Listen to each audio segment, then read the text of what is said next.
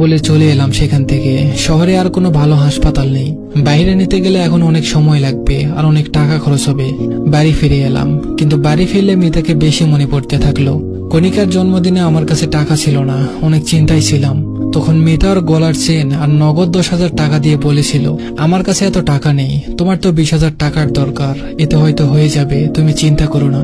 ওর দিকে এক পলক তাকিয়েছিলাম, ও মুচকি হেসে বলেছিল, তুমি চিন্তায় থাকলে আমার কষ্ট হয় অনেক, আমার এগুলো লাগবে না, তুমি নিয়ে নাও। চেনটা ওর মায়ের দেওয়া বলে ওটা আর বিক্রি করিনি, কণিকাকে দিয়ে দিয়েছিলাম। চোখের কোণে মনে হলো পানি জমা হচ্ছে। আজ অনেকদিন পর মিতার সাথে কাটানো সকল মুহূর্তের কথা মনে পড়ছে। আমাদের ভালোবাসার তো কোনো কমতি ছিল না, তাহলে কেন এত দূরত্ব তৈরি হলো আমাদের ভিতর? মিতা আমাকে নিজের সবটা দিয়ে আগলে রেখেছিল, তাহলে আমি কেন মিতাকে কষ্ট দিলাম? অফিস থেকে ফিরতে মিতা আমাকে রোজ জড়িয়ে ধরতো। একদিন ওকে বললাম, ছেলেদের শরীর লাগলে ব্যবসা করো, কিন্তু আমাকে এত বিরক্ত করো না। সেদিনের পর থেকে মিতা আর আমাকে জড়িয়ে ধরতো না। শুধু রাতে আমার বুকে ঘুমানোটাই পরিবর্তন করতে পারেনি, ওর নাকি আমার বুকে না ঘুমালে ঘুম আসে না। আমিও একসময় ওকে বলতাম, তুমি আমার বুকে না ঘুমালে আমার ঘুম আসে না। আজ বুঝতে পারছি কথাটা আমি মিথ্যা বলতাম না। রাত 3টা বেজে গেল, এখন আমি ঘুমাতে পারিনি। সকাল হতেই হাসপাতালে চলে গেলাম।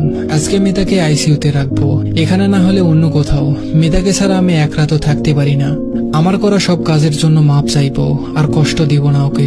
হাসপাতালে গিয়ে জানতে পারলাম কাল রাতে একটা মেয়ে মারা গেছে। না, এটা মিতা হতে পারে না। মিতা আমাকে কথা দিয়েছিল আমাকে রেখে যাবে না, আমাকে ছাড়াও থাকতে পারে না। মিতা নিশ্চয়ই ওর কথা রাখবে, কিন্তু আমাকে ভুল প্রমাণ করে দিল। মিতার প্রাণহীন দেহটা কেমন নিষ্পাপ ভাবে ঘুমিয়ে আছে। খুব শক্ত করে ওকে জড়িয়ে ধরলাম। শেষ কবে ওকে জড়িয়ে ধরেছিলাম মনে নেই। ওর মুখের কাছে মুখ নিয়ে বলতে লাগলাম, তুমি বলতে না তুমি আমাকে ছাড়া থাকতে পারো না, তাহলে আজ থেকে কি করে থাকবে? জানো, কাল রাতে আমি তোমাকে ছাড়া ঘুমাতে পারিনি। গায়ের উপর একটা বস্তা না থাকলে কি আর ঘুম আসে?